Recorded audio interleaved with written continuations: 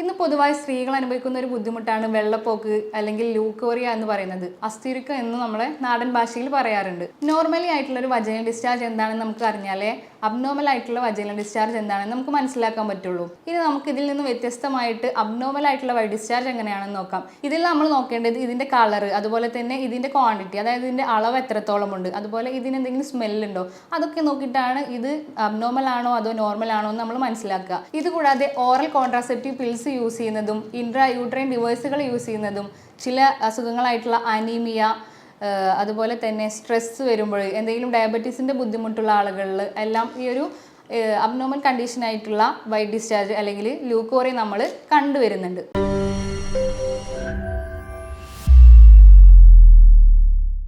Hi, ഞാൻ doctor Mufeeda, Bhoomi natural cure and വെൽനസിലെ Unani department consultant ആണ്. ഇന്ന് പൊതുവായി സ്ത്രീകൾ അനുഭവിക്കുന്ന ഒരു ബുദ്ധിമുട്ടാണ് വെള്ളപ്പോക്ക് അല്ലെങ്കിൽ ലൂക്കോറിയ എന്ന് പറയുന്നത്. അസ്ഥിരിക്കം എന്ന് നമ്മളെ നാടൻ ഭാഷയിൽ പറയാറുണ്ട്. നോർമലി ആയിട്ടുള്ള ഒരു വജൈനൽ ഡിസ്ചാർജ് എന്താണെന്ന് നമുക്ക് അറിഞ്ഞാലേ അബ്നോർമൽ ആയിട്ടുള്ള വജൈനൽ ഡിസ്ചാർജ് എന്താണെന്ന് നമുക്ക് മനസ്സിലാക്കാൻ പറ്റുള്ളൂ.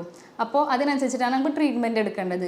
നോർമൽ ആയിട്ടുള്ള ഒരു വജൈനൽ ഡിസ്ചാർജ് എങ്ങനെ ഉണ്ടാവുകയെന്ന് വെച്ചാൽ നമ്മളെ യോനി ഭാഗത്തിന് ചുറ്റും ചെറിയ ഗ്രന്ഥികൾ കാണാം. അതായത് സെർവിക്സിൻ്റെയും വജൈനയുടെയും ചുറ്റും ചെറിയ ഗ്രന്ഥികൾ കാണാം. ആ ഗ്രന്ഥികളിൽ നിന്ന് ഉൽപ്പാദിപ്പിക്കുന്ന ദ്രാവകങ്ങളെ അല്ലെങ്കിൽ സ്രവങ്ങളെയാണ് നമ്മൾ ഈ വൈറ്റ് ഡിസ്ചാർജ് എന്ന പേരിൽ പറയുക. ഈ വൈറ്റ് ഡിസ്ചാർജ് നമ്മൾ പീരിയഡ്സിൻ്റെ ഈ ടൈമിൽ ആ ഒരു സൈക്കിളിൽ പല ഭാഗങ്ങളായിട്ട് ഇതിൻ്റെ ഈ ഒരു അളവിനെ നമുക്ക് വ്യത്യാസം കണ്ടുവരാറുണ്ട്. അതായത് പീരിയഡ്സ് ആവുന്നതിൻ്റെ ഒരു 3-4 ദിവസം മുമ്പ് ഇതിൻ്റെ അളവ്, അതായത് ഈ ക്വാണ്ടിറ്റി നല്ലോണം കൂടുതലായിട്ട് കാണാം. അതുപോലെ തന്നെ പീരിയഡ്സ് സ്റ്റാർട്ട് ചെയ്തിട്ട് നമ്മൾ ഓവുലേഷൻ ഡേ എന്ന് പറയില്ലേ, അതായത് 13, 14, 15 ദിവസങ്ങളിലും ഈ ഒരു വൈറ്റ് ഡിസ്ചാർജിൻ്റെ അളവ് കൂടിയതായിട്ട് നമുക്ക് കാണാം. പിന്നെ ഇത് കൂടുതലാവുന്നത് സെക്ഷൽ ഇൻ്റർകോഴ്സ് ചെയ്യുന്ന സമയങ്ങളിൽ, സെക്ഷൽ അറേസൽ വന്നിട്ടുള്ള ടൈമിലും ഇത് നമുക്ക് കൂടുതലായി കാണാം. അതുപോലെ മുലയൂട്ടുന്ന അമ്മമാരിലും ബ്രസ്റ്റ് ഫീഡിങ് മദേഴ്സിലും ഇത് കൂടുതലായിട്ട് നമുക്ക് കാണാറുണ്ട്. അതുപോലെ തന്നെ നോർമൽ ആയിട്ടുള്ള ഒരു വജൈനൽ ഡിസ്ചാർജിൻ്റെ ടെക്സ്ചർ എന്ന് പറയുന്നത് നമ്മളെ കോഴിമുട്ടയുടെ വെള്ള പോലെയുള്ള ഒരു ടെക്സ്ചർ ആയിരിക്കും, അല്ലെങ്കിൽ ഒരു വൈറ്റിഷ് കളറായിരിക്കും. ഇതാണ് നമ്മൾ നോർമലി ഉള്ള വൈറ്റ് ഡിസ്ചാർജിൻ്റെ അവസ്ഥ. ഇനി നമുക്ക് ഇതിൽ നിന്ന് വ്യത്യസ്തമായിട്ട് അബ്നോർമൽ ആയിട്ടുള്ള വൈറ്റ് ഡിസ്ചാർജ് എങ്ങനെയാണെന്ന് നോക്കാം. ഇതിൽ നമ്മൾ നോക്കേണ്ടത് ഇതിൻ്റെ കളർ, അതുപോലെ തന്നെ ഇതിൻ്റെ ക്വാണ്ടിറ്റി, അതായത് ഇതിൻ്റെ അളവ് എത്രത്തോളം ഉണ്ട്, അതുപോലെ ഇതിന് എന്തെങ്കിലും സ്മെല്ലുണ്ടോ, അതൊക്കെ നോക്കിയിട്ടാണ് ഇത് അബ്നോർമൽ ആണോ അതോ നോർമൽ ആണോ എന്ന് നമ്മൾ മനസ്സിലാക്കുക. നമുക്ക് ഇതിൻ്റെ കളർ ആദ്യം എടുത്ത് നോക്കാം. നോർമലി ഞാൻ പറഞ്ഞല്ലോ, ഒന്നല്ലെങ്കിൽ ഒരു വൈറ്റിഷ് അല്ലെങ്കിൽ ഒരു കോഴിമുട്ടയുടെ വെള്ള പോലത്തെ ഒരു കളറിലാണ് നമ്മൾ സാധാരണ ഇത് കാണപ്പെടുക.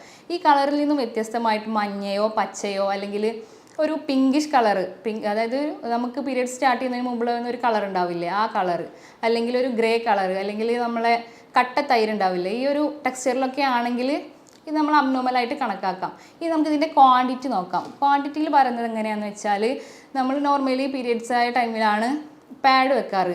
അല്ലാതെ ഈ നോർമൽ കണ്ടീഷനിൽ പാഡ് വെക്കേണ്ട ഒരു അവസ്ഥ വരികയാണെങ്കിൽ ഇതൊരു അബ്നോർമൽ കണ്ടീഷനാണ്. പിന്നെ പറയുന്നത് നമ്മൾ അണ്ടർ ഗാർമെൻറ്റ്സ് ധരിക്കുമ്പോൾ അതിൽ കൂടുതലായിട്ടൊരു മോയിസ്റ്റ്നെസ് വരിക, അതും ഈ വൈറ്റ് ഡിസ്ചാർജ് അബ്നോർമൽ ആയിട്ടുള്ള ഒരു അവസ്ഥയിലാണ്. അതുപോലെ തന്നെ യോനി ഭാഗങ്ങളിൽ ചൊറിച്ചിൽ അനുഭവിക്കുന്നതും, പിന്നെ ഇതിൻ്റെ സ്മെല്ലിൽ ഉണ്ടാകുന്ന വ്യത്യാസം, അതായത് ഒരു ഫിഷി സ്മെല്ല്, ഒരു മീനിൻ്റെ മണം, അതുപോലെ നമ്മളെ വെളുത്തുള്ളി ഉണ്ടാവില്ലേ, ഈ വെളുത്തുള്ളിയുടെ ഒരു മണം, അതൊക്കെ നമ്മൾ അബ്നോർമൽ കണ്ടീഷനിൽ വരുന്നതാണ്. ഈ പറഞ്ഞിട്ടുള്ള ലക്ഷണങ്ങളോട് കൂടി തന്നെ നമുക്ക് വല്ലാത്ത നടുവേദന വരിക, അതിൻ്റെ കൂടെ തന്നെ ശരീരം വല്ലാണ്ട് ക്ഷീണിച്ചു പോകുന്ന ഒരവസ്ഥ, എന്ത് കഴിച്ചാലും ശരീരത്തിലോട്ട് അങ്ങോട്ട് പിടിക്കുന്നില്ല എന്നൊക്കെ പേഷ്യൻസ് വന്ന് കംപ്ലയിൻറ്റ് പറയാറുണ്ട്.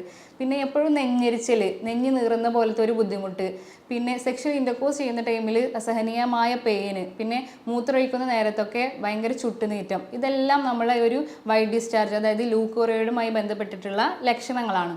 ഇനി നമുക്ക് ഈ വെള്ളപ്പോക്കിൻ്റെ പ്രധാനപ്പെട്ട കുറച്ച് കാരണങ്ങൾ എന്താണെന്ന് നോക്കാം. അതായത് ഈ കളറിനനുസരിച്ചിട്ട് നമ്മളെ ഈ കാരണങ്ങളിൽ വ്യത്യാസം ഉണ്ടാവും. ഇപ്പോൾ നമ്മൾ ഈ വൈറ്റ് ഡിസ്ചാർജിൻ്റെ കളർ പച്ചയോ മഞ്ഞയോ ആണെന്ന് വിചാരിക്കുക. അപ്പോൾ ഇതൊരു ബാക്ടീരിയൽ വജൈനോസിസ് എന്ന് പറയുന്ന ഒരു കണ്ടീഷനാണ്.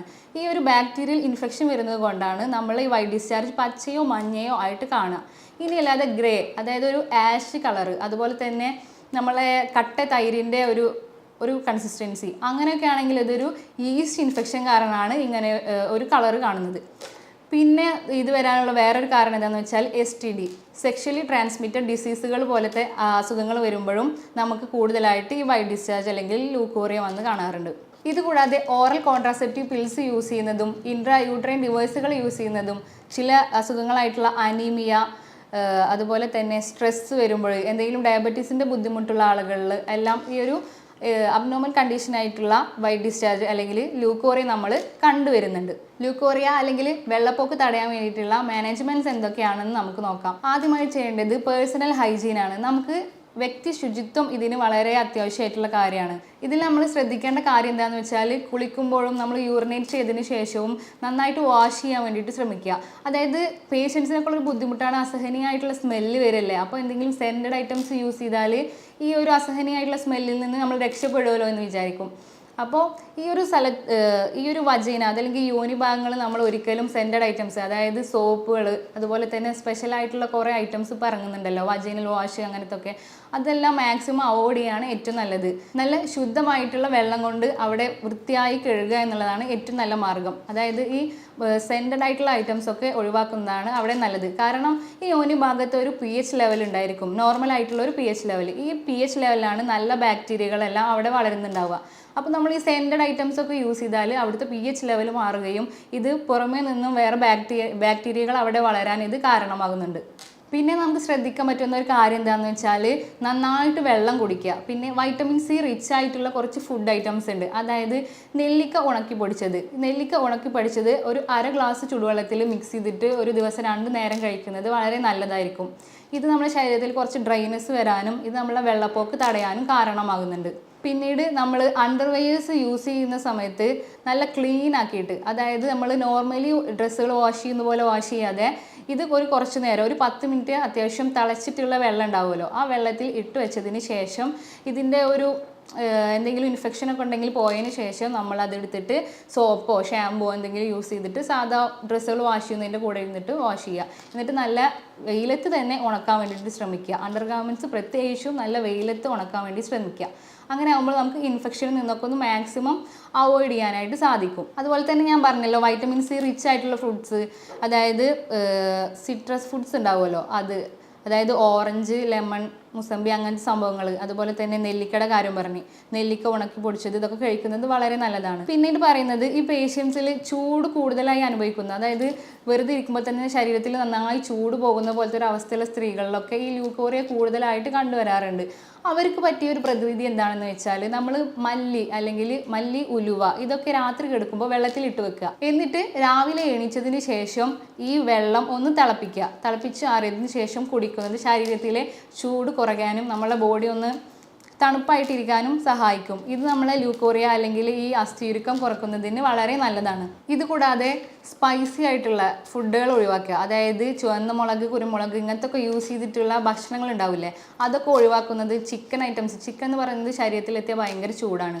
ഈ ചിക്കൻ ഐറ്റംസ് ഒഴിവാക്കുന്നതും ബെറീസ് നല്ലപോലെ കഴിക്കുന്നതും ഈ ഒരു അവസ്ഥ, അതായത് ഈ ഒരു വൈറ്റ് ഡിസ്ചാർജ്, അബ്നോർമൽ ആയിട്ടുള്ള വൈറ്റ് ഡിസ്ചാർജ് ഒഴിവാക്കാനായിട്ട് നമ്മളെ ശരീരത്തെ സഹായിക്കുന്നുണ്ട്.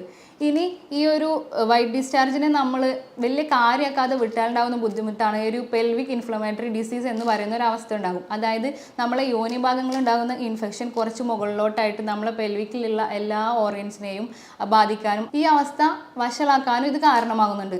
അപ്പോൾ ചെറിയ രീതിയിൽ തന്നെ നമുക്ക് ഈ ഒരു അബ്നോർമൽ ആയിട്ടുള്ള ഈ വൈറ്റ് ഡിസ്ചാർജ്, ഇപ്പോൾ ഞാൻ ഈ മേലെ പറഞ്ഞ പോലെ തന്നെ കളറിൽ, കൺസിസ്റ്റൻസിയിൽ, അതുപോലെ തന്നെ സ്മെല്ലിൽ എന്തെങ്കിലും വ്യത്യാസം നമുക്ക് അനുഭവിക്കുകയാണെങ്കിൽ നമ്മൾ വളരെ പെട്ടെന്ന് തന്നെ നമ്മൾ അടുത്തുള്ള ഒരു ഡോക്ടറെ പെട്ടെന്ന് പോയി കണ്ടിട്ട് അതിന് ആവശ്യമായിട്ടുള്ള ചികിത്സ തേടുന്നത് വളരെ അത്യാവശ്യമാണ്. ഞാൻ ഇത്രയും പറഞ്ഞതിൽ നിങ്ങൾക്ക് എന്തെങ്കിലും സംശയങ്ങളുണ്ടെങ്കിൽ താഴെ കാണുന്ന നമ്പറിൽ ഒന്ന് കോൺടാക്ട് ചെയ്യുക. ഇനി മറ്റൊരു ഹെൽത്ത് ടോപ്പിക്കുമായിട്ട് വീണ്ടും കാണാം. താങ്ക്